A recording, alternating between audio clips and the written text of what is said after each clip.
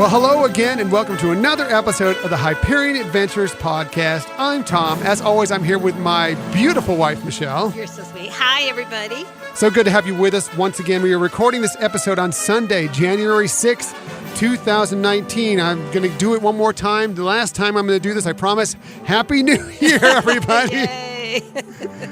We appreciate that you found us today. In the future, you can find us on 1057max.com under the Max Plus tab, as well as on the Max FM app. You can also find us, or better yet, even subscribe to us on iTunes, Google Podcasts, Spotify, and Stitcher. And please, if you get a chance, we'd really appreciate, one, you can tell a friend about us. Let them know that there's this Disney podcast that you enjoy listening to. Try and get more people into our Hyperion Adventurers family. But even an easier way to do that, well, I guess that's the easiest way. A secondary easy way to do that is to give us a rating on one of these sites that you listen to us from. Or better yet, if you have a little more time, give us a review. And we got a couple of great reviews this week that we really appreciate. Thank you for those of you who have reviewed this podcast. It really helps people that don't know about us find out about this podcast.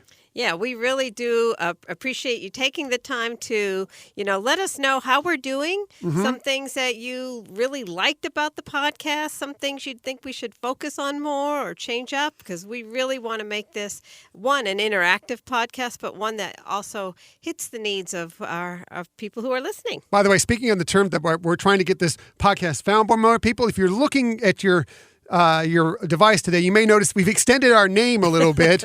We're still the Hyperion Adventures podcast. That's what I'll still mostly call it, but we're also the Hyperion Adventures podcast.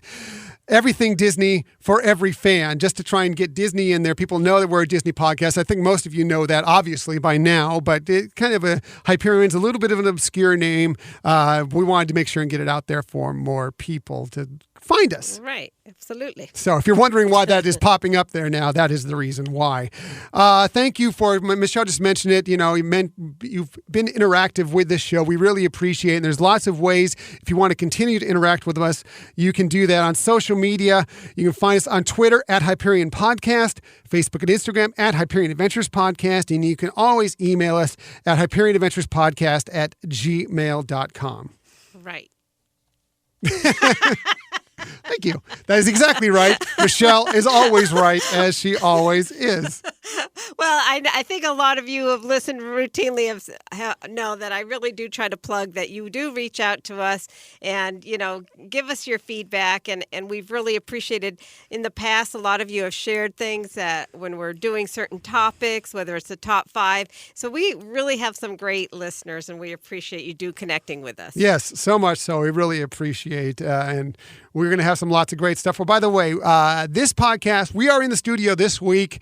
The next 2 podcasts, we're going to be doing a little bit differently because we're actually taking a vacation for the first time since we started this podcast. So we're going to be out the next couple of weeks. We're going to start this series that we're doing here, and we're going to continue it on for the next couple of weeks. But if you hear a little difference in the next couple episodes, there's a reason why, and we'll talk about it more at the end of the show to kind of give you a heads up on that. But just in case you don't listen to this all the way, we'd like you to listen all the way to the end of the show. But if you haven't, just so you know, if it sounds a little different next week, you'll know why. Right. And so, we're going to be keeping you up to date this week, but the next couple of weeks, we might not be as able to do that. Right, exactly. We're going to be a little out of town and a little bit.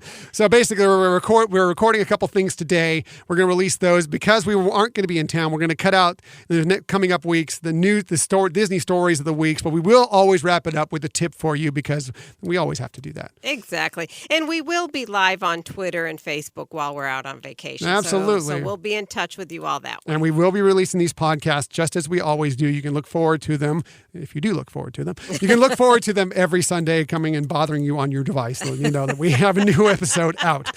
So let's get on to today's episode. We have lots of stuff for you today, including a couple new discounts were released for stays at the Walt Disney World Resort. A Disney landmark gets scheduled for a makeover, and details keep flooding in about Star Wars Galaxy's Edge. We'll tell you some brand new and exciting stuff that has come to light about this new very highly anticipated land. Oh, I can't wait. And every time we hear more, it's just like, oh, it just keeps whetting our appetite more and more. Oh, would it just get here already? Just get here already. We're Galaxy's Edge to get here. Anyway, our main topic for this week and what will be coming up for the next couple weeks is we're going to go through a wedding series of what it's like to get married at various different Disney entities. We're going to call it Tying the Knot with Disney. And this week, we're going to start selfishly with ourselves and what we did. No, we did not get married at Disney. We actually got married in another ceremony in a hotel nearby. We did kind of a Hawaiian theme. We actually had some Polynesian dancers for our reception and everything. It was a beautiful ceremony.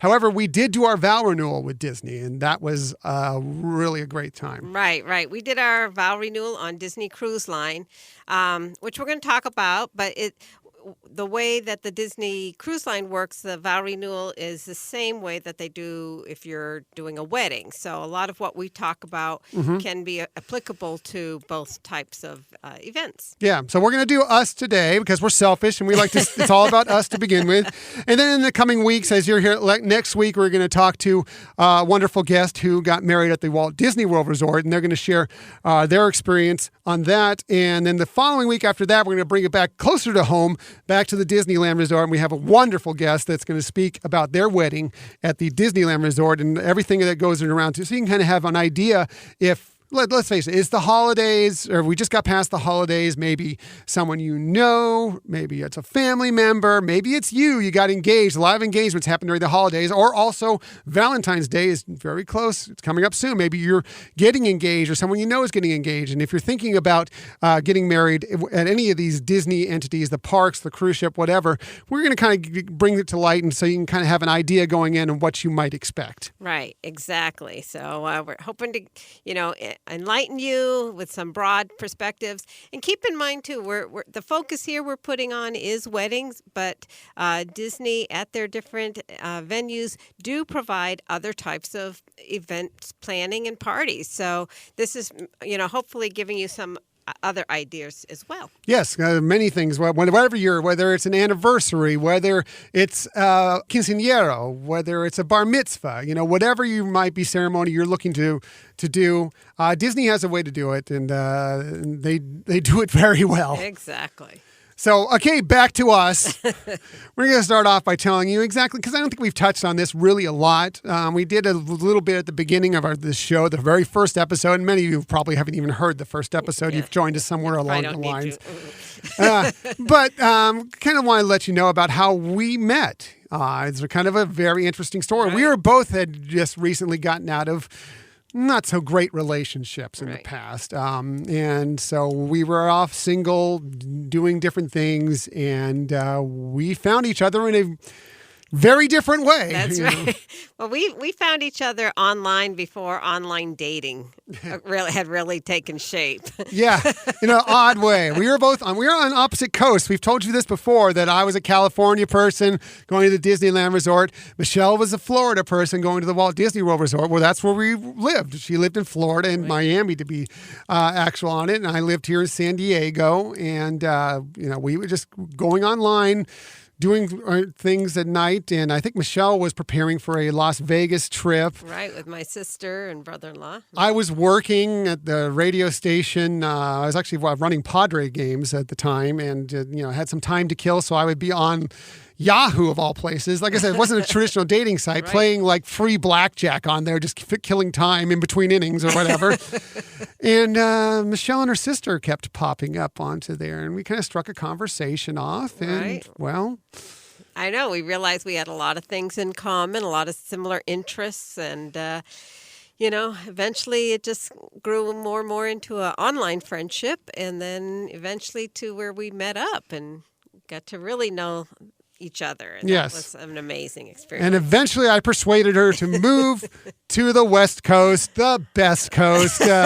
Unfortunately, moving her away from the Walt Disney World Resort, but moving her closer to Walt's original dream, the Disneyland That's Resort. right. And I got her to move out here with me, and I hope you don't regret it at all. Not at all. It was a great move, and I've done different moves in my life, but this one by far was the best. It was the most extreme, I guess, but definitely been a wonderful experience, and couldn't be happier. I'm so happy to hear that. Yeah.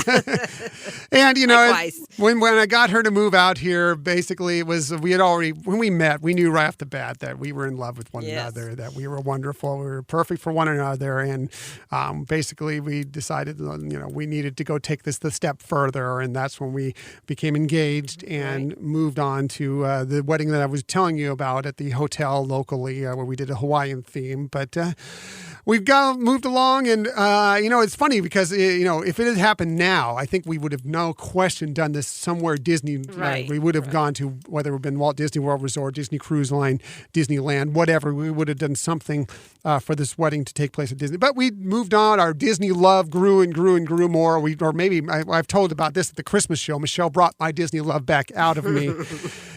So we decided at our 10-year anniversary mark, not exactly, but near our 10-year anniversary mark, that we would renew our vows, and we decided that we would do it aboard Disney Cruise Line. Right, and I think actually you were the one that first thought of that idea, and it was, several years before, and you had just started. Any excuse to get on a Disney cruise. You had just said, you know what? When it comes time to our 10-year anniversary, I say we do it on the Disney Cruise Line, and it's like, duh.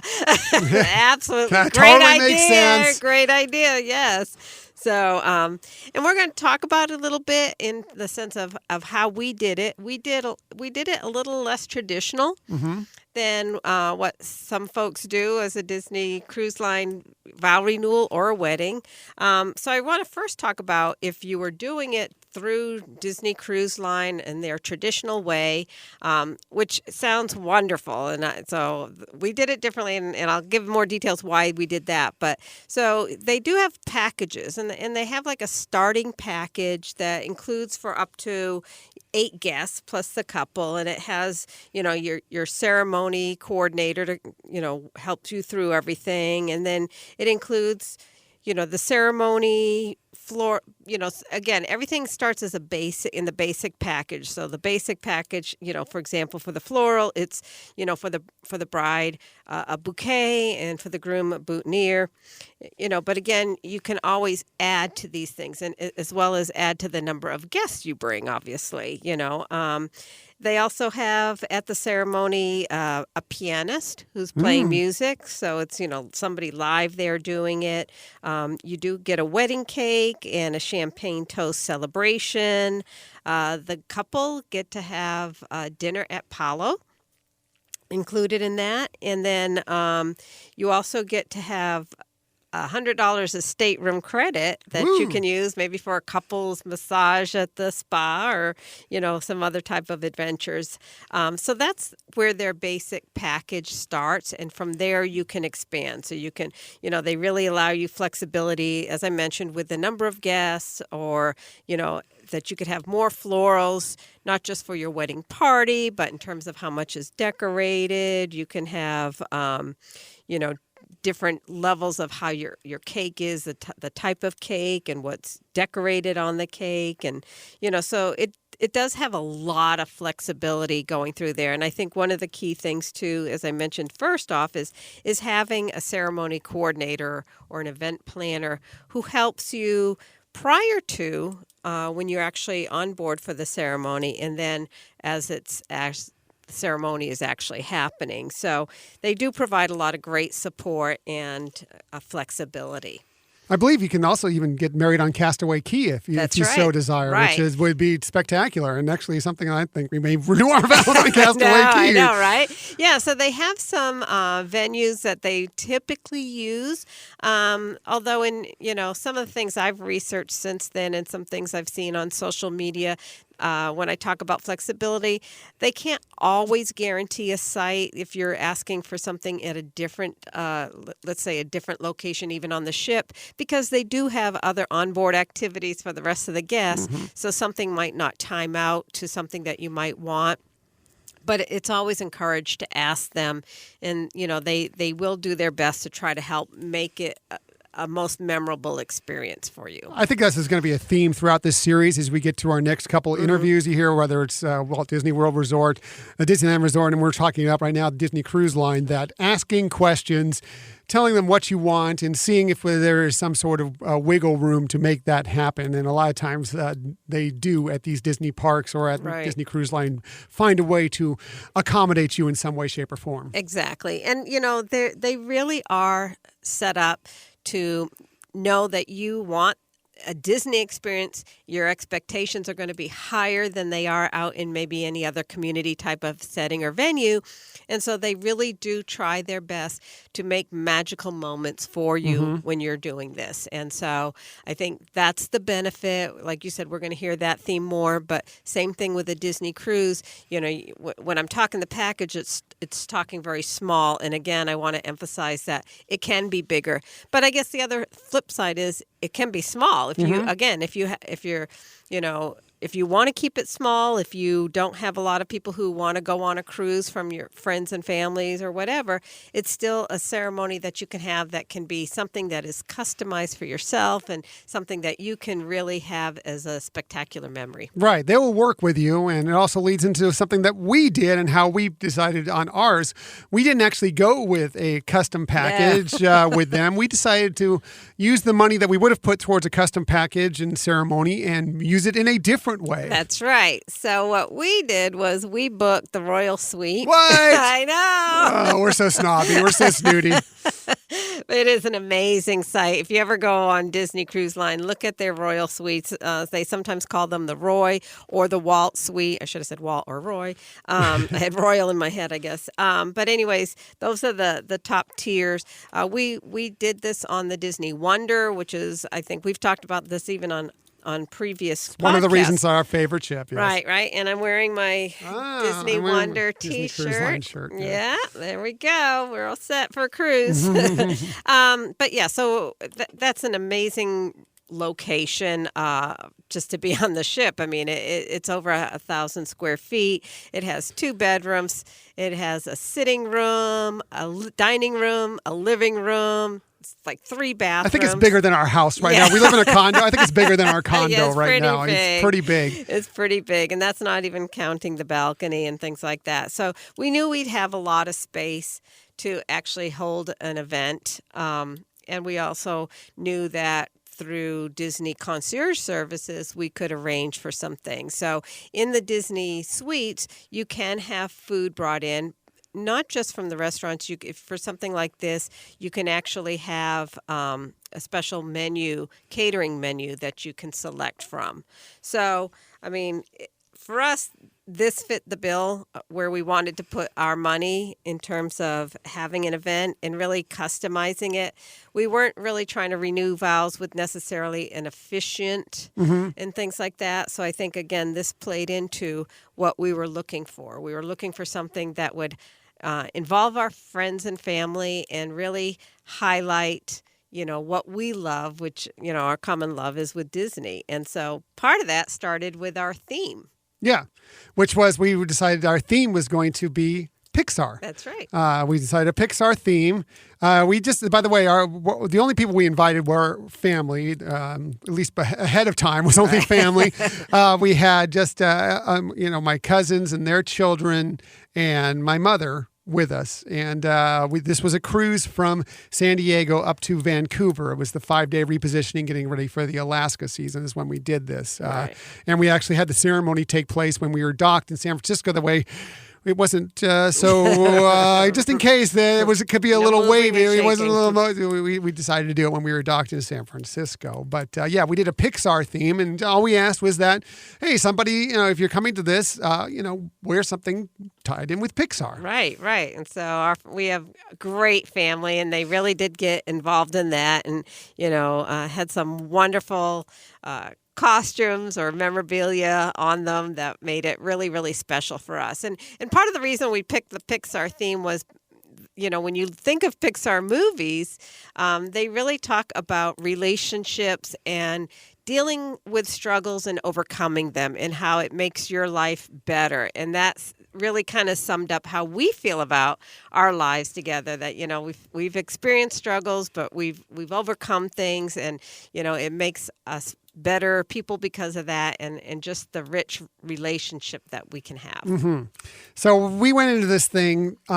We knew, as many times we've talked about this before in the podcast, is that we write up our own notes every week, and sometimes they're different. Sometimes they kind of tie in with one another. Well, into this wedding, we also knew it was a Pixar theme going in, but we didn't know what each other was going to wear as our outfits for our vow renewal for the actual celebration itself. Right. Well, so when you think of Pixar movies, there are a lot of different movies, a lot of different types of characters and genres.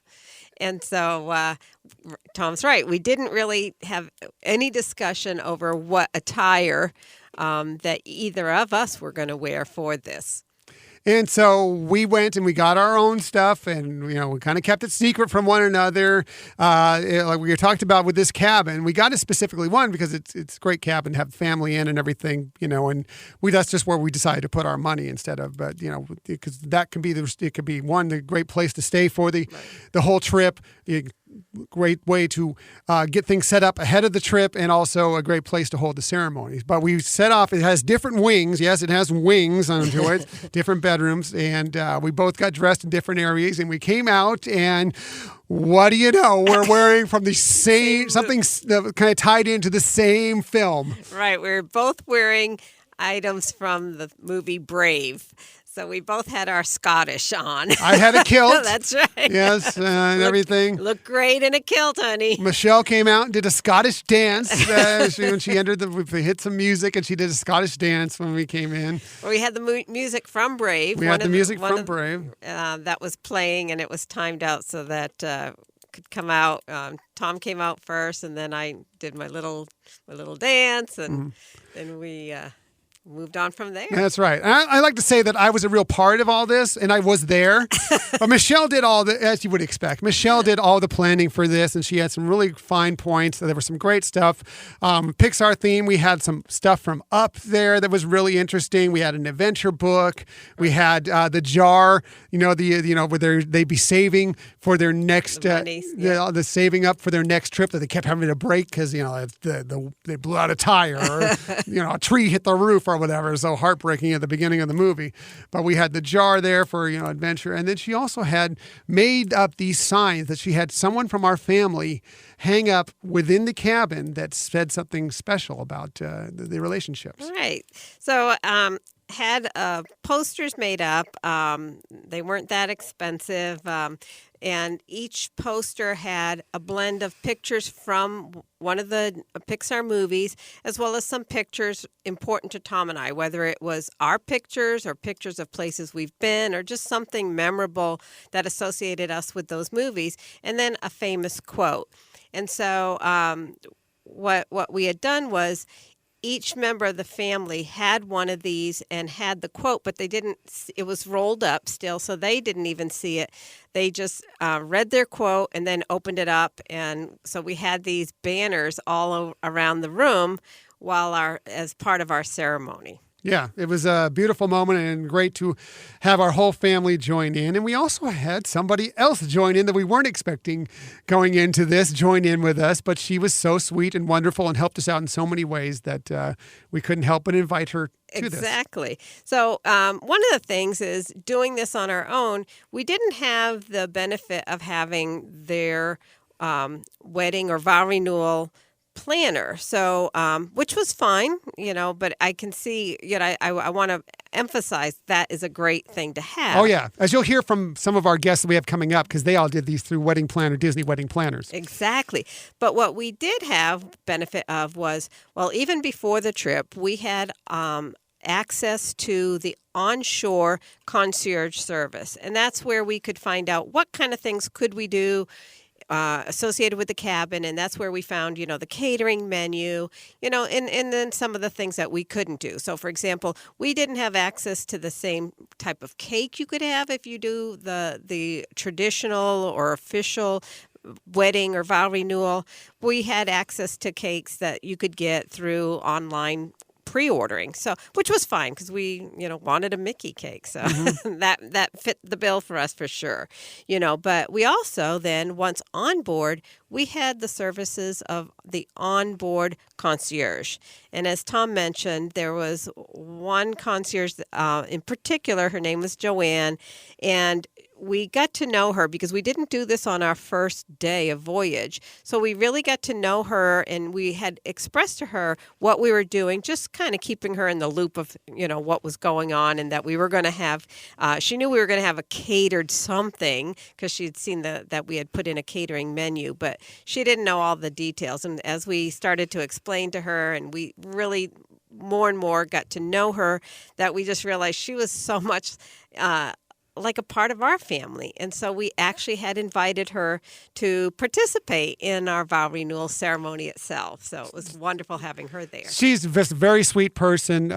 She helped us out in so many ways. By the way, this was her first cruise as a concierge. Yes. She wasn't supposed to be a concierge that day.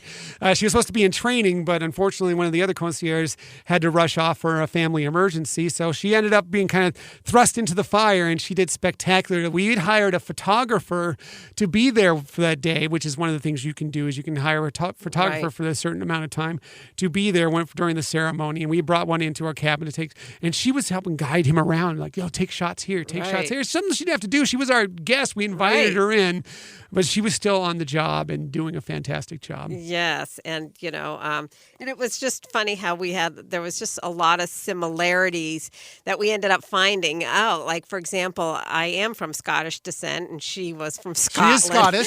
She is Scottish. And my maiden name is Young, and her mother's name was Young, and she always felt like, I can't be a Young because I have my father's name. Mm-hmm. She always loved that as a last name. So just a lot of little similarities that, we had connecting us. And her name is Joanne, and not long, but just a couple years prior, my dear aunt Joanne, who we all loved very much and was a very integral part of our Right. family, had just passed away. So it kind of felt like, having another Joanne there while obviously not even coming close to replacing it, just Right. kind of, But just a just memory. having a Joanne there kind of felt good to have her along. Yes. So. And the other thing we were able to do, because we had family that couldn't make it on the cruise, that we were actually able to stream it on Skype. So we actually had some people watching that way. Some people watching. I know that kind of Your sister Helen people. and People. brother-in-law Tom. Right. She even played the accordion for us to do a little dance That's for, because right. she's an accordion player. So that was a little fun. Right. So another thing that we were able to do, because being in concierge, some of you may not know this little secret, but Palos has a separate room, private room that can be reserved for parties of at least 10 to have dinner together. And unfortunately, we didn't have 10 on board. However, thanks to the wonderful people of Disney and concierge services, they were able to secure that room for us on that same evening as our vow renewal, to be able to have our family in a private setting having Palos dinner together. Yeah, so of course not the kids. They were off. They went and did things with the Oceaneer Lab Right. and club. But once we've got finished with our reception, with the hors d'oeuvres and various things that we had within the room, we all dressed up. Some of them stayed in there. Props to my family members that Yes. stayed within their costumes and went to Palo. Right. Because we love you for doing it. Well, we all went and had a wonderful meal in the private room at Palo that night, all the adults. And it was really great, really special. It was really special. And so another funny thing that happened, and we talk about how Tom and I have some of these synchronized things without ever pre-planning it, is so we had kept the original boxes that our wedding bands had come into. And so what we decided for this event of our vow renewal is, rather than just bringing our rings back out again, is let's exchange Disney pins, right? It's all about Disney. And Michelle loves pins. And I love pins. So, it gave us another opportunity to buy pins. So we hadn't shared with each other, again, what genre for pin or anything like that. And what happened was we each put our pin that we were going to exchange into one of these boxes. And just before we were going to get ready to do the ceremony, I realized I hadn't labeled them, and I suddenly didn't know which one was mine that I was going to give to Tom and vice versa. So I brought Joanne into the room with me, and I said, Joanne, let me tell you what my pin is, and that way you can tell me which box I'm to carry. And then she could look at both of them. And so I'm going to cry. I get all choked up. So I said to her, okay, I did it from the movie Up, and I did the grape soda badge. The Ellie badge. Right, the Ellie badge. And so Joanne looked at both boxes, and I just heard her chuckle, and she handed me the one. She said, this one is yours. And so I took it, and so we actually had instead of a ring bearer, a pin bearer, and she carried out the boxes for us. And at that point, we had them designated. And lo and behold, when Tom went to give me his pin, it was it wasn't the Ellie badge, right, but it was an Up themed pin. It was a pin with them. And this is because we had actually taken a photo shoot here in San Diego beforehand, and we just have a few extra pictures to have around there. And one of them was Michelle did the mailbox from Up, kind of where they both, put the handprint on there and everything. And that was the pin I found. It was the two of them with the mailbox and with the handprint, and it opened up and everything, or that little lever for the mail in there went up and stuff. And so that's what I had chosen. And Michelle had chosen for me the Ellie badge pin, which I still love. And I'm actually wearing Ellie badge socks right now in honor of that. By the way, I'm totally digressing here, but changing the subject. But the 12 days of Disney socks that came out this Christmas, I got those as a present from Michelle's mom. Oh my goodness, those are the greatest. If you like quirky Disney socks, next year if that comes out, get it. It's great. The great socks. All the socks are great. I'm sorry, I digress. Moving on back to what we're talking about.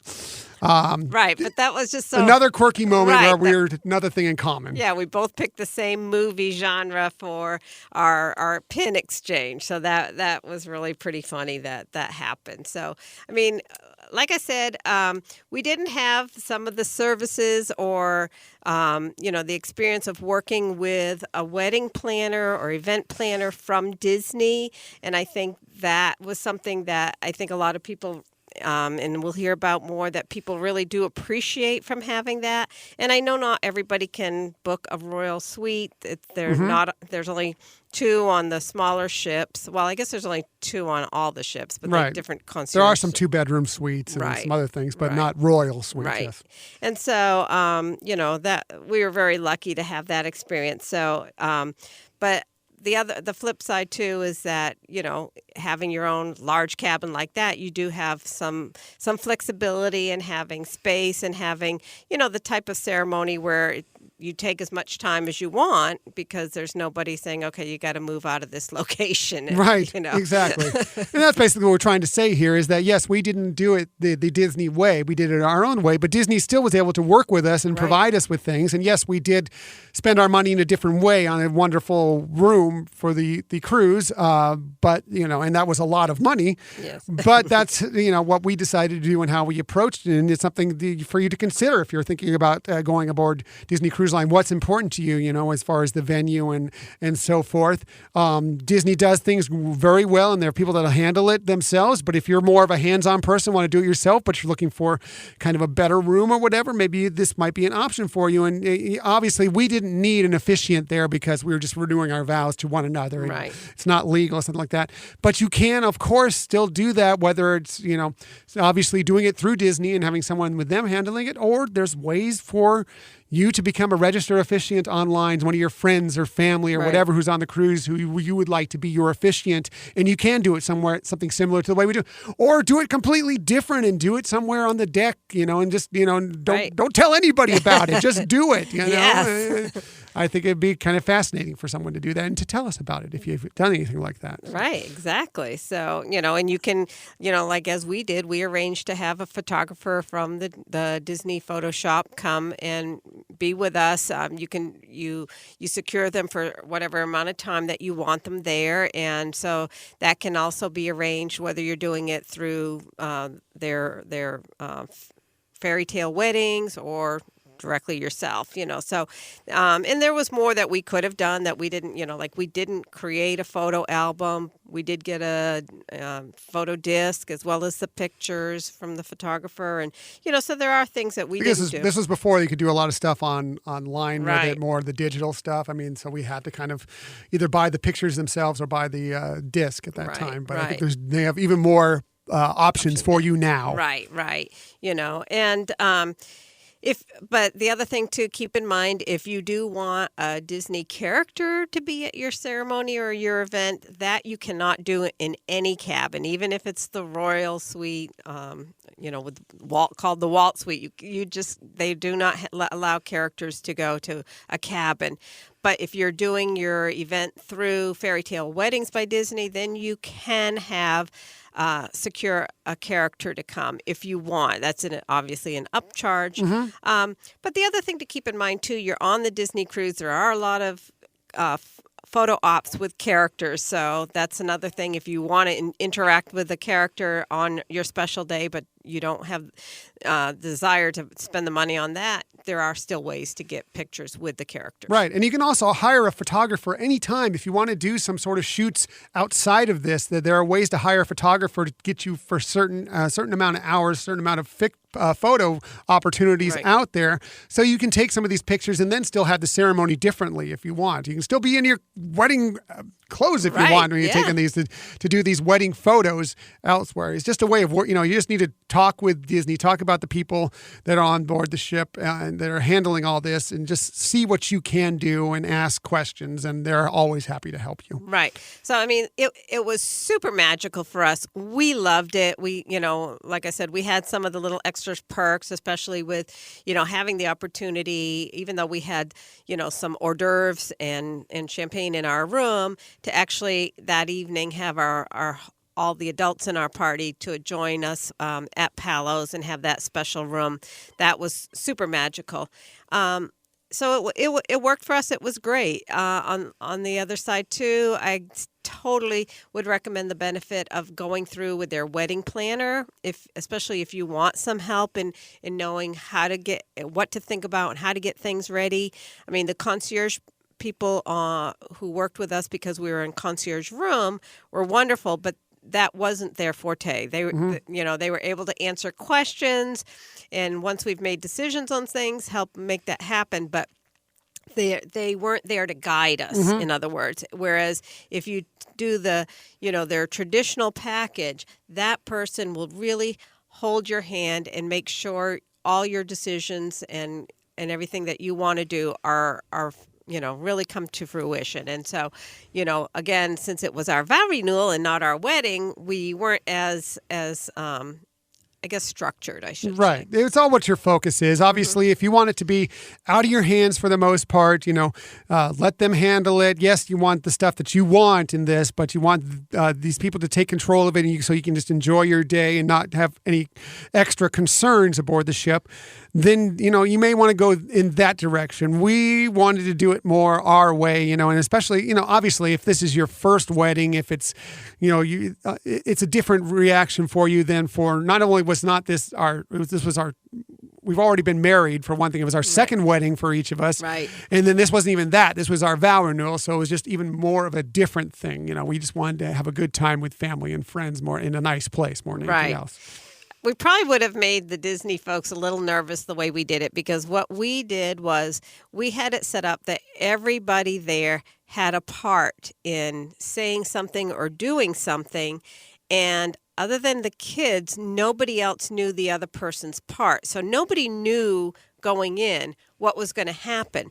They just knew they had like either a speech or a quote that they knew they were going to say, but they really didn't know how it was all going to play out and interact. And so I think with Disney, because they, and I could be wrong, but because they like things structured and to make sure it goes well, that there's rehearsals. There were no rehearsals. This was once we're doing it. And I think I was the only one that really was privy to know all the components of I didn't know anything. What was going to happen. She just told me where to be, what to do, and I'm like, okay, I'll do that, whatever.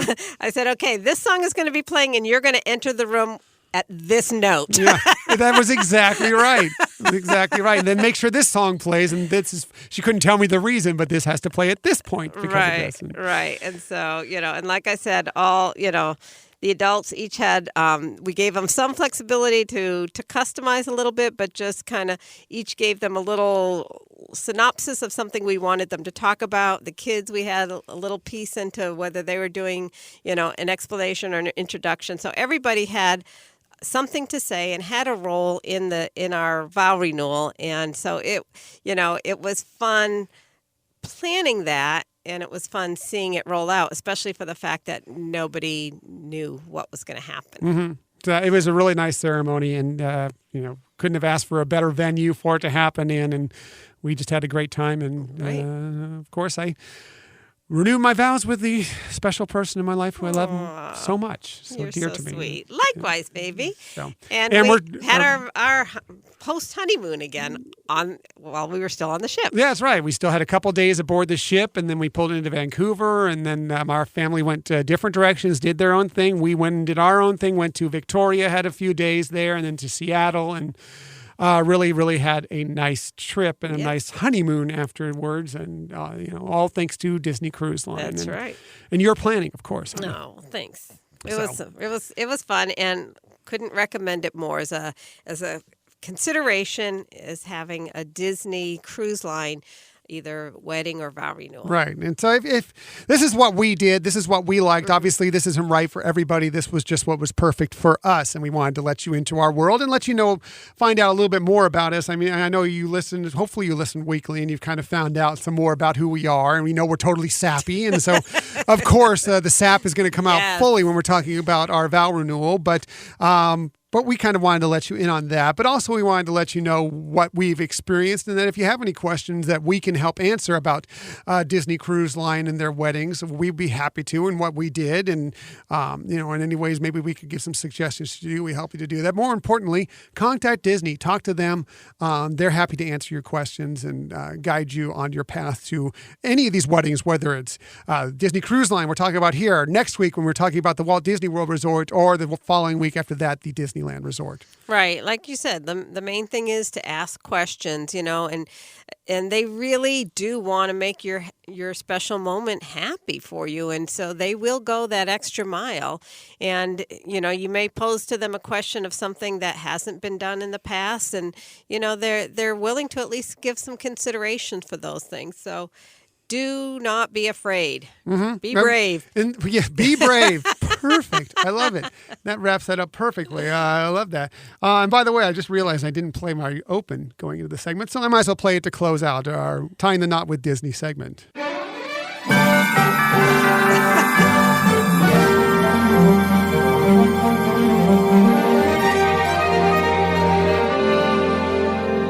This is the story of the day my life ended. Eugene. I'm kidding! It was the happiest day of my life. Our wedding day. The biggest shindig to hit the kingdom in forever. It was a magical day, and everything went just as we planned. Well... I pronounce this couple husband and wife. As long as we both shall live, no matter what happens. Hey, come on. We're superheroes. What could happen? As Captain, I now pronounce you. You may kiss. You may kiss.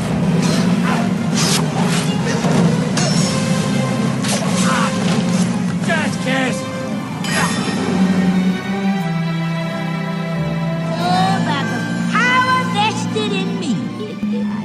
pronounce y'all frog and wife. You do it, Hopalong. Give your lovely bride some sugar. So, who wants a piece of cake? And that is the open that I was supposed to play earlier, but nothing goes as planned on this show. Right. So it ends up being the close of our Tying the Knot with Disney segment. Again, I hope you don't mind taking that glimpse into our lives. And if there's any way we can ever help you in the future with planning your Disney wedding, we would love to answer any questions you might have. Sure thing. Yes, please do. And if you have stories out there of your weddings, whether they were actually with a Disney venue or just a Disney theme, and Disney themes can mean anything now, right? Whether it be actual Disney and princesses, or if we're talking Pixar or Marvel, Star Wars, let us know. Pirates of the Caribbean. Pirates of the Caribbean, that's right. Let us know what your experience, whether it was a wedding or other type of party event. Yeah, was it like a Nightmare Before Christmas wedding? Was it a Haunted Mansion wedding? What was it? We'd love to hear from you if you have any stories to tell, and maybe we'll share them. Obviously, I've told you earlier we're going on vacation for a couple of weeks, but when we get back, we would be happy to share those with everybody out there, giving you full credit and letting them know what wonderful a day you had as well. So that's it for our first episode of Tying the Knot with Disney. We'll be back with a couple more episodes in the upcoming weeks, but we're going to be away from this for a couple of weeks, so we got to hit the Disney stories of the week. That way we can have a few of those before we go away on vacation. And I'm going to start with a couple new discounts that were announced for stays at the Walt Disney World Resort this week. Really good discounts that we actually took advantage of for a trip that we have coming up in June. This is straight from WDW News Today, our colleagues there, although you could also find this right on the Walt Disney World website. Walt Disney World on Wednesday announced the, quote, Sun and Fun room offer, end quote, which features up to 30% off rooms at select resort hotels for most nights between April 28th and September 30th. So here's the breakdown for the discount. At the Deluxe Villas, it's up to 30% off at Jambo House and Kidani Village at the Animal Kingdom Villas. Disney Boardwalk Villas, the Old Key West Resort and Saratoga Springs Resort and Spa. And those are all, of course, like I said before, from it says here May 28th to September 30th for those ones. I'm not sure if that was a typo in the story, so you may want to check on the website to be sure on that. It's 30% from May 28th to September 30th. It's 25% off from April 28th to May 27th. I now see that here in the story. 25% off at Disney's Beach Club Villas from May 28th through September 30th. 15% off from April 28th through May 27th. 15% off Boulder Ridge Villas at the Wilderness Lodge, Bay Lake Tower at the Contemporary Resort, and Copper Creek Villas at the Wilderness Lodge, and Disney's Polynesian Villas and Bungalows for the duration of the offer. For deluxe resorts, it's up to 30% off at the Animal Kingdom Lodge, Boardwalk Inn, the Grand Floridian Resort and Spa, and Yacht Club Resort from May 28th through September 30th, and up to 25% off the same resorts from April 28th through May 27th. 25% off at the Beach Club Resort for the duration of the offer, and 15% off the Contemporary Resort, Polynesian Village Resort, and the Wilderness Lodge for the duration of the offer. At moderate resorts, it's 25% off the cabins at Fort Wilderness Resort, which is the ones we took advantage of, by the way. The Caribbean Beach Resort in Coronado Springs for the duration of the offer, and 10% off at Port Orleans Resort, French Quarter, and Riverside. For the value resorts, it's 20% off All-Star Movies, All-Star Music, All-Star Sports, Art of Animation, and Pop Century from May 28th through September 30th, or 15% off from April 28th through May 27th. And at the campsites, if you want to go camping or have an RV at the campsites at Fort Wilderness, 20% off most stays from Sunday through Thursday between August 4th and September 12th. All stays must be booked by March 24th in order to qualify for this offer. So great discounts there on resort rooms. Yes, and pass holders save even more, by the way, on that. 40% off of rooms at select Disney resorts. I know we saved a bit more on ours because we are pass holders for Walt Disney World Resort. And the pass holder one is a shorter duration. It's the April to June 30th. Good to know. Or April 28th through June 30th. Good to know. They also released another discount. Free Disney dining is back, and this time it's going to be over the summer. Is returning to the Walt Disney World Resort. And again, this is from WDW News today. Of course, you can still also find this on the Walt Disney World website. Guest booking vacations between July 5th through September 30th, 2019 are eligible for the offer when purchasing a non-discounted, so you can't tie these two things in together. Too bad. 5-night, 6-day vacation package that includes a room at a select Walt Disney World Resort hotel and tickets with a Park Hopper or a Park Hopper Plus option. The offer will be available to book through February 10th, 2019 for arrival most nights during the period while the offer supplies last. Here are the resorts that are eligible for what free dining plan they are eligible for, because there's different dining plans available depending on what resort you book. The deluxe Disney Deluxe Villa resorts hotels, they have the regular Disney dining plan, the full deal, not the deluxe, the regular Disney dining plan. That's at Bay Lake Towers at Disney's Contemporary Resort, Boulder Ridge Villas at Disney Wilderness Lodge, Copper Creek Villas and Cabins at Disney's Wilderness Lodge, Disney's Animal Kingdom Villas Jambo House and Kidani Village, Disney's Beach Club Villas, Disney's Boardwalk Villas, Disney's Old Key West Resort, Disney's Polynesian Villas and Bungalows, and Disney's Saratoga. I knew I was going to get tied up in this one. I've got so many to go through. Disney Saratoga Springs Resort and Spa. Like I said, those all get the Disney Dining Plan package, the regular one, as do select Disney Deluxe Resort hotels, including Disney's Animal Kingdom Lodge, Disney's Beach Club Resort, Disney's Boardwalk Inn, Disney's Contemporary Resort. I'm just going to stop saying Disney because they're all Disney. Grand Floridian Resort and Spa, Polynesian Village Resort, Wilderness Lodge, and Yacht Club Resorts. For the moderate resorts, at select ones, you get the quick service dining plan, which is a little bit different. We can go over this in just a second, what the difference is between the two plans. Those are at the Caribbean Beach Resort, the Coronado Springs Resort, and Port Orleans Resort Riverside. And at the Value Resort hotels, also the quick service dining plan at All-Star Music, All-Star Sports, Art of Animation Resort, but that's only for family suites there. And for the Pop Century Resort. So the difference between the two Disney dining plans is that what happens is for when you purchase the Disney, you can either purchase it or you can do this free offer. For a regular Disney dining plan, you get a one sit-down meal per day per guest that has the plan, one quick service meal per day per guest who has the plan, and then you get 2 snacks, and those could be like popcorn, soda, or it can be a Mickey bar, things like that are considered snacks.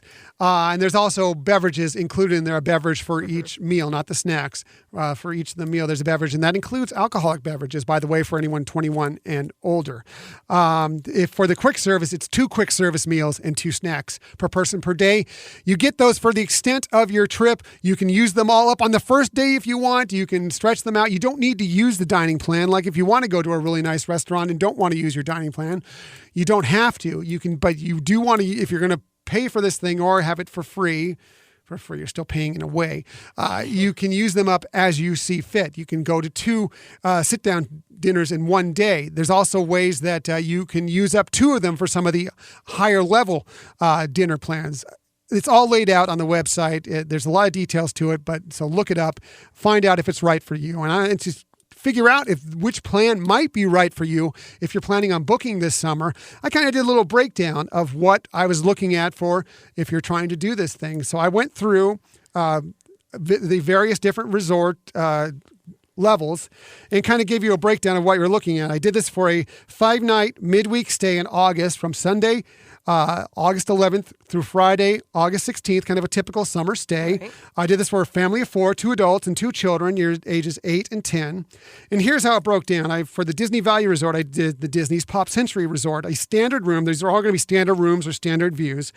For the Sun and Fun room only, just for the room, no tickets, note that this is just the package, just for the room. It's $648. It was at the time. I don't know what it is now. This is what it was at the time that I looked at it earlier this week.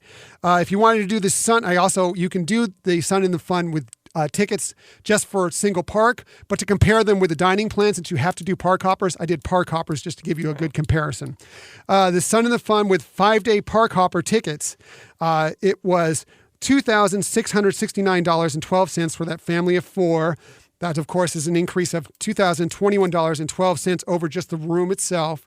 So you can kind of figure out for the tickets wise. Now, if you wanted to do, instead of the Sun and Fun, you wanted to do the Delicious Freeze, which is what they're calling the dining plan. This is the quick service dining menu plan. It is $2,831.12, which is only $162 more than doing the Sun and Fun. Oh, wow. When you take the food into the equation, Right. that is probably a pretty darn good Yes, deal. You may definitely. want to do the free dining plan Right. in that regard. If you know, and you still can. You don't need to only eat that way. You can still go to a regular sit-down restaurant Right. and eat there. Sure. You just don't use your dining plan towards that. Now, for Disney's moderate resort, again, still sticking with this is a quick service dining plan. I picked the Disney's Port Orleans Resort Riverside with a standard room. The Sun and Fun room only was $1,280.86.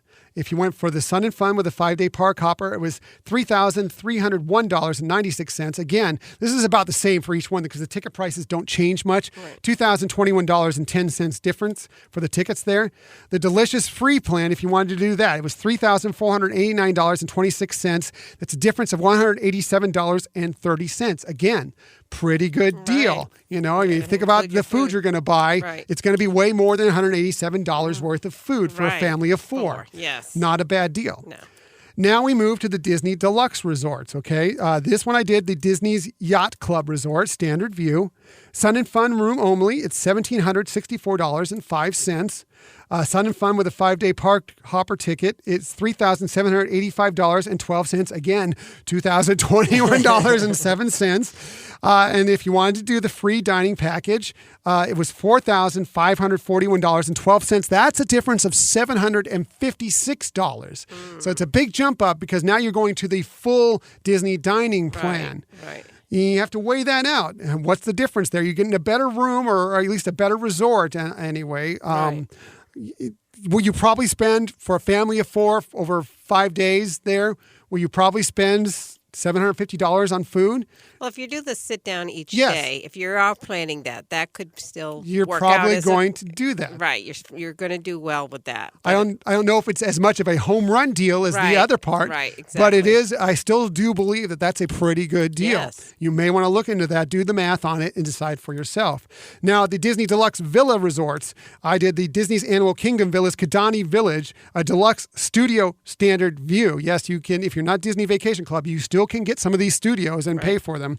So here's for the Sun and Fun room only. It was $1,494.50, which is a steal for for one of those studios for a family of 4. Yeah. That is a great price. If you wanted to do the Sun and Fun with 5-day park hopper, that's $3,702.46. For some reason, I don't know why the price jumped up for this one, but it's $2,207.96 was the only one that was different. I don't know if I plugged it in wrong or whatever, but that's what it came up for me. So a little bit more pricey on the tickets there.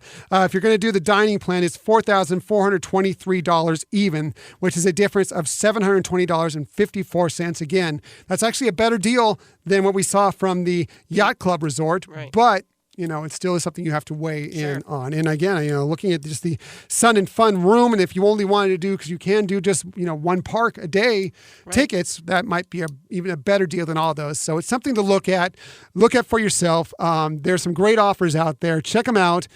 We'd be happy to answer any questions, but even more so, Disney will be happy to answer any questions you might have on them. Right. So it's great that they are having this time that if you've had something planned, you can make the modification without any problem, or if you do have a problem, you can always rebook a new one and cancel. But you can take advantage of these even if you've already had some plans. And if you haven't planned to go this summer, this might be something that sparks your interest. Yeah, great offers. And these, like I said, these go till September 30th, which tells me that Star Wars Galaxy Edge will definitely not be open until after September 30th. Right. Not that we expected much differently, but you could tell. And also interesting, I think OG Hyperion Adventurer Rob pointed this out to me, is that apparently that they're not expecting the crowds to be big over this summer. Maybe a lot of people are holding out, like, well, I'm not going to book now because Galaxy's Edge is opening up. I'm going to wait till then. So they're trying to do as much as they can to try and bring a few more people in before that. Right. It's rare that they offer these the free dining plan before the fall. A lot of times it's later in the year, not usually during the summer when it's usually pretty busy. Right. So they probably are expecting more guests to be coming in the fall, considering Galaxy's Edge is opening there. And they may also be expecting people across the country vacationing might say, oh, Galaxy's Edge is opening in the summer at Disneyland, so maybe that's where our family needs to go for vacation this year. That could be. We'll find out for sure ourselves, and I'll be talking more about Star Wars Galaxy's Edge in a moment. But before I get to that, I want to talk about something else that's happening at the Disneyland Resort, and that is that Sleeping Beauty Castle is scheduled for refurbishment beginning soon, actually probably by the time you're listening to this podcast. This, again, from our friends and colleagues at WDW News Today. A recent permit issued by the city of Anaheim shows that Disney is looking to re-roof the castle, replacing the material with fiber-reinforced plastic on the turrets. The permit issued on December 27th is valid for 1 year. The refurbishment of the castle exterior is scheduled to begin on Monday, January 7th and last until possibly as late as spring 2019. Internal refurbishments will take place as well. The Sleeping Beauty Castle walkthrough attraction will be closed starting Thursday, January 17th, where refurbishment will also last until spring. Apparently, Diamond Celebration decorations that were on the castle from May 2015 through fall 2016 damaged some of the roof of the castle. Right. So they figured this is a good time before the crowds come in and see the castle. Let's take this on and do some work on it and get it back to where we want it to be. Right. Makes sense, and make it all up to snuff. Yeah.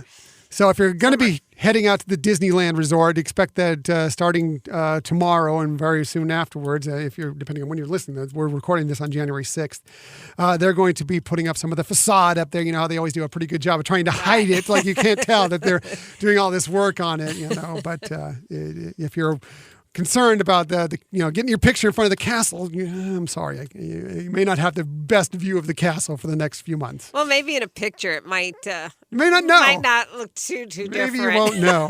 Maybe you won't know.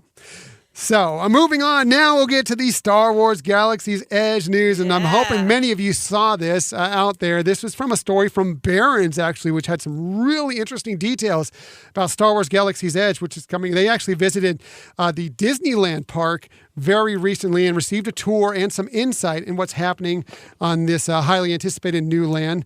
They got some good stuff here. Here's what they found. I'm going to go through much of this story because there's really interesting stuff. This is something that we probably already knew, but just to explain it out there in case you didn't have an idea of what Disneyland, how it's going to look for Disneyland.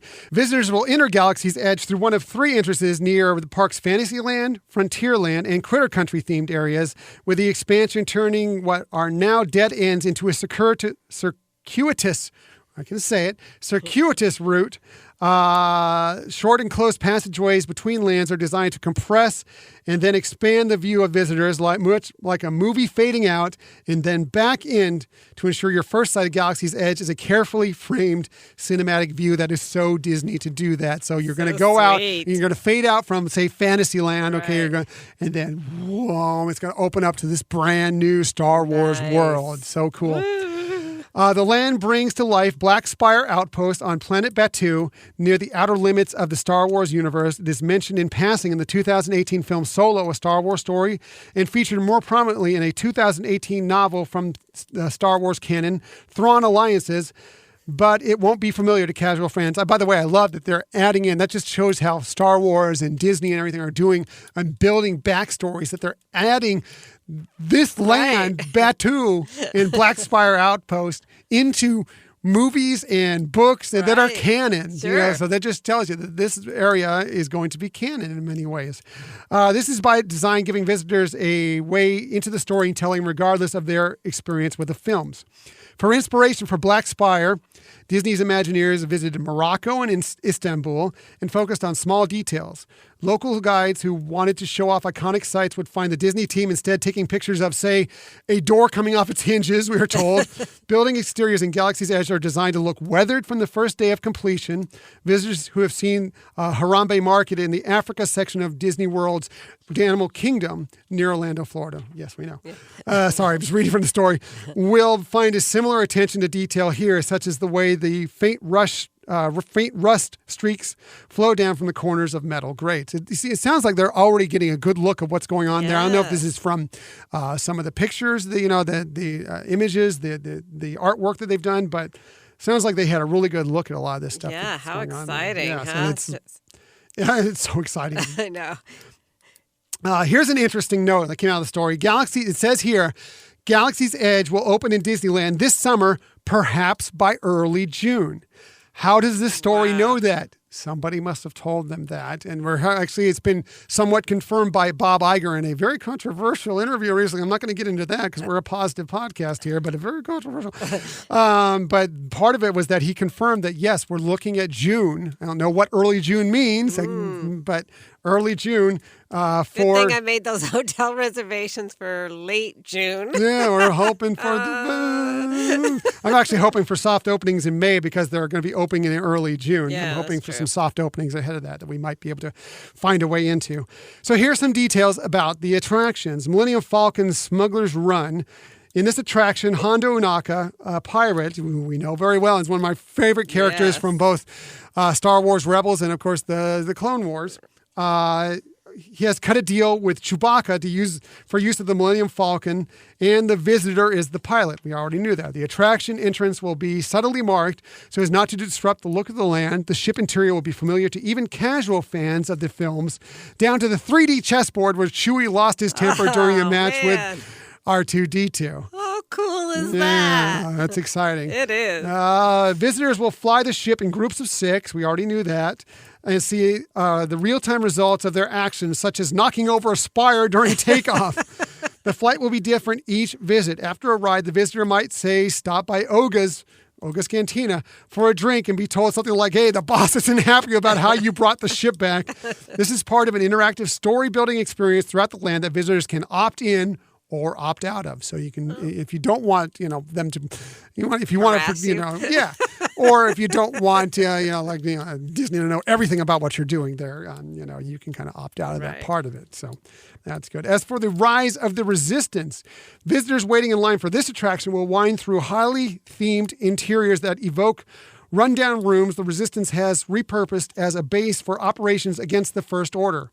Groups of guests might be captured at one point and ordered along by the enemy before making their escape aboard a trackless troop transport.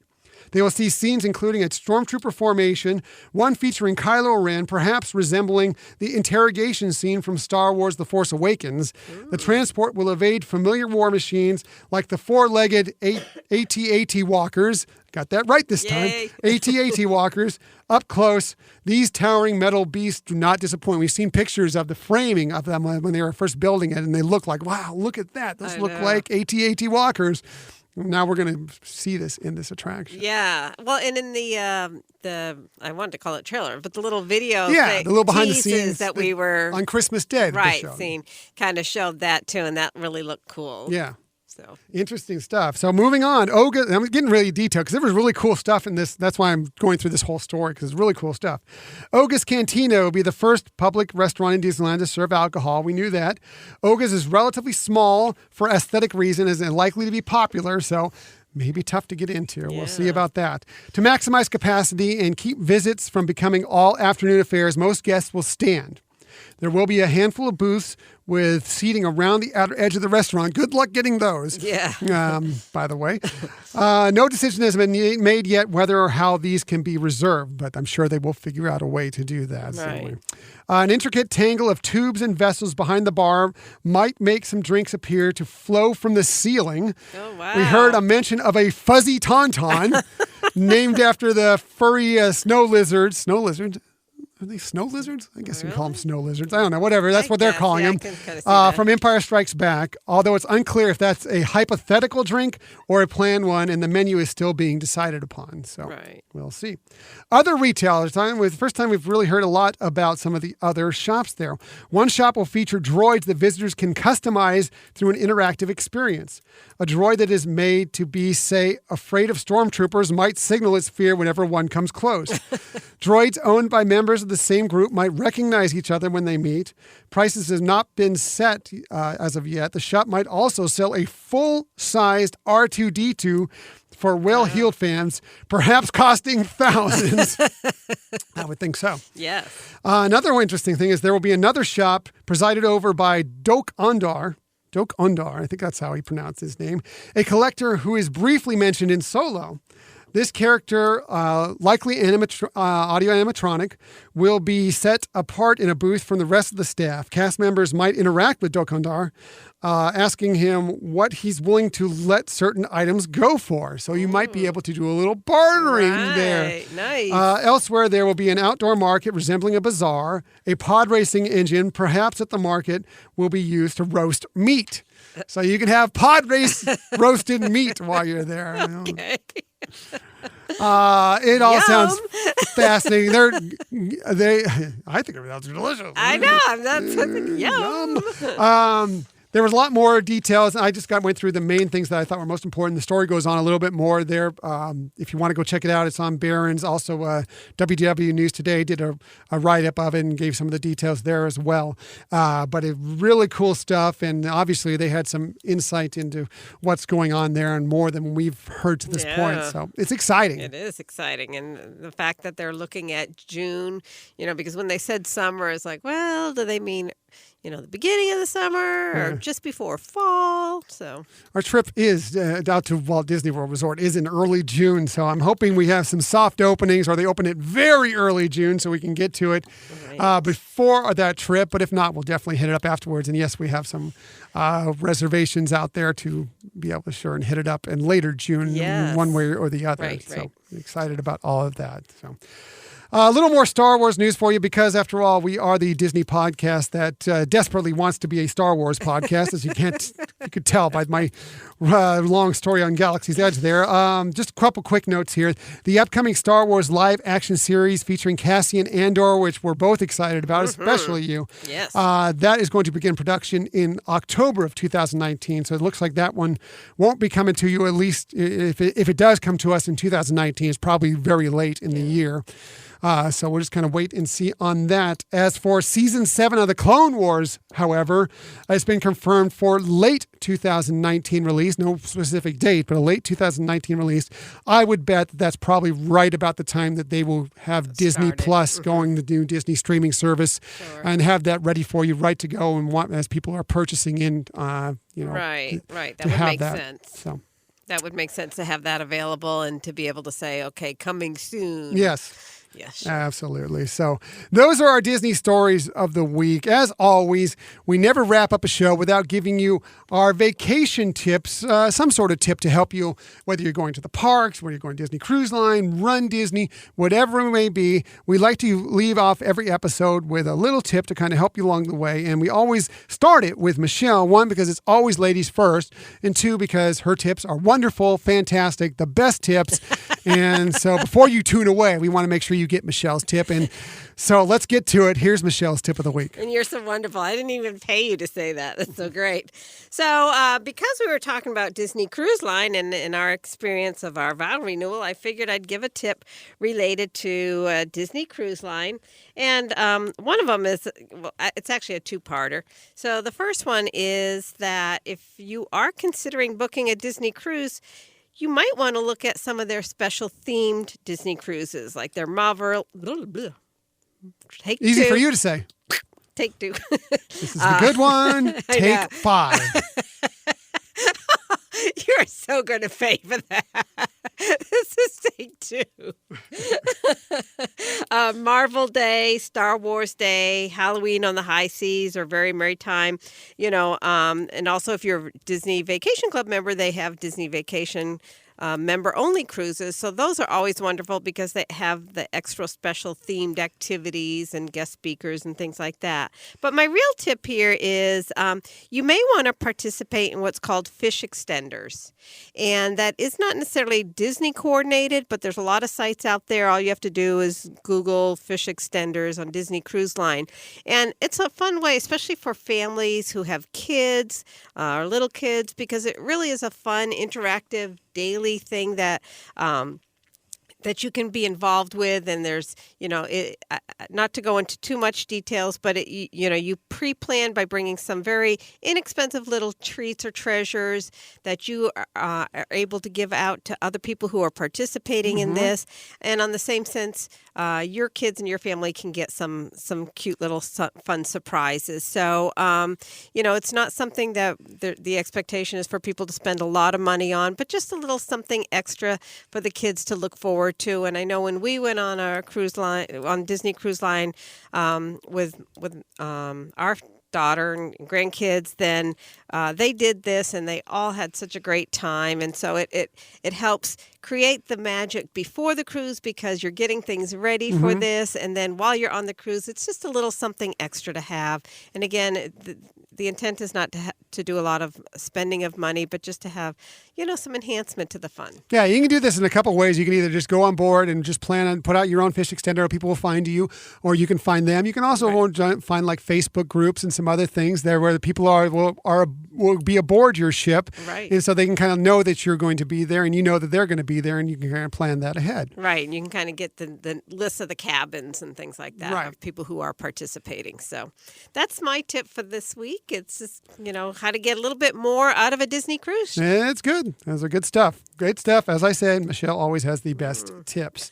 Now on to my lowly little tiny tip of the week, my little tiny tip. This week coming up is the Walt Disney World race weekend, and congratulations to all of you. If you're listening to this after you've finished, congratulations for finishing. If you're just leading up to this week, we're so excited for you. Go out there, have a great time. But I just want to go over, and this is a couple tips that I've brought up actually in our 10 Run Disney Race Day Commandments episode, which you could find if you want to, listen back to some things we talked about to get you set for race day. Well, we got some things in an episode that we had previously, but there's just a couple tips that I want to go over real quickly. Again, just to kind of get you set for race weekend, especially if you've never done it before. First of all, hydrate. I know that won't shock Michelle to tell you that. You should hydrate before, hydrate during, and hydrate after your race. Believe me, it's going to help you in so many ways. Please hydrate, and that goes for any time you're visiting the parks or in life in general. Just hydrate. Secondly, I just want to give you a tip for when you're on the course. There's a lot of people on these courses. It was thousands and thousands. Probably the biggest race you'll ever take a part of if you've been in many races, and there are a lot of times you go through narrow areas. So when you're out there, just be conscious of everybody around you. Try, if you're running in a group, try and run no more than 2 next to each other. You can still have other people behind you. You can still hold conversations and you can shift who you're talking with about, but try not to take up too much space because it's tough at some points to get around if you're moving slower than somebody else. And believe me, there's always somebody faster than you. Unless you're an Olympic champion, there's always somebody running faster than you out there on that course. So just be aware of that. Be aware of who's in front of you. Be aware of who's behind you. If you're on some of the longer races, or even if this is a 5K is a long race for you, you probably will walk at some point, and that's fine. There's nothing wrong with walking when you're on the course. It's actually a very good thing to do to preserve your energy, so you can have a good time, or you're going to want to take pictures or whatever. You want to stop for whatever. One thing you do is if you know you're going to slow down and stop to walk, or slow down significantly in general, just hold up your arm and just kind of wave the person behind you to know that you're slowing down so they don't run up the back of you, and you don't want anybody to get injured. So just a couple of things out there when you're on the course. Just be aware of your surroundings, be aware of all the people around you, because you don't want to get yourself hurt, get anybody else hurt. You just want to go out there and have a good time while you're out there on the course. Right. And, like you said, there's always people who can run faster than you. And that being said, there's always going to be somebody behind you, and you may see something that you might want to take a picture of, and, you stopping in your tracks plant and take a picture, you may actually be collided into by somebody behind you because they're not expecting you to do that. So, like you said, that's a great tip, having that, the putting your hand up, and just realize that sometimes you might not be able to take that immediate picture. And if there's something you do want to take a picture of and you need to move to the side and hold off or go back a little, but just remember there are people behind you that don't know what to expect from what your plans are. And by the way, I would say that to anybody who's just walking in the park on a regular day, because we see so many people, especially with strollers and whatever, just oblivious to other people around them. Take a look. If you're going to turn or stop in the middle of Main Street, USA, just take a peek behind you and see if there's somebody following right behind you, just to kind of, get an idea. Just pay attention to your surroundings. So that's my tip of the week. Tip. And that's our show for this week. We are just about to go on vacation. I'm so excited. We're just, as of this taping, just a few days away from leaving. We will be discussing that later on in a future episode. Next week, though, we will be continuing, as we talked about at the beginning, just because we're going on vacation and won't be here to record next week, we will actually be putting out new episodes in the weeks coming up. Next week. Welcome. Yes. You're like, God, will you just take a break already and go away for a couple of weeks, please? Next week, we'll be continuing the Tying the Knot with Disney series with a great guest who will share his experience getting married at the Walt Disney World Resort. Yeah. We'll hear the story of how he and his wife met, their engagement, and details about the planning that led up to their big day. He'll also share about some of the experiences that might help you if you're thinking about having your wedding, or maybe you have some family members that are thinking about getting married at the most magical place on earth. Or vow renewal. Or any celebration you may be wanting to do there. They're willing to help you out. So we'll be going over that, and I know it's going to be a great interview with this guest, and we're going to have a lot of fun with that. Absolutely. So that's it for this week. Please, you follow us. Even when we're on vacation, because we can't stay off our phones completely, we will be on social media, and you can follow us on social media at Twitter at Hyperion Podcast, Facebook and Instagram at Hyperion Adventures Podcast, and you can also email us. I know we'll get email over. Well, some of the vacation we will. You can email us at Hyperion Adventures Podcast at gmail.com. Right, and if you don't get a quick response from email, just understand that we are going to be in some places that won't have great internet, and so don't think we're ignoring you. Just know we're sipping a cocktail with an umbrella in it somewhere by a pool. Exactly. But we'll get to you as soon as we can. brag, we brag. Yeah. If you found us today, please find us in the future at 1057max.com or the Max Plus tab and on the Max FM app. And you can also subscribe to it. It's really the best way to get all our episodes is if you subscribe to us on iTunes and Google Podcasts, Spotify, and Stitcher. And please, if you have a moment, one, tell your friends about us, tell your family about us. And even better yet, please, if you have just a second, give us a quick rating. And even if you have a little more time, give us a review. It really will help others like you find our podcast if you think that people might want to listen to us. Right. And remember, again, we've changed our name slightly. We've extended it. Sort of. We're still the Hyperion Adventures Podcast, and that's what you'll still hear us say, but we are now technically the Hyperion Adventures Podcast. Excuse me. I can't even get the name right. Take 15. Yes, take 135.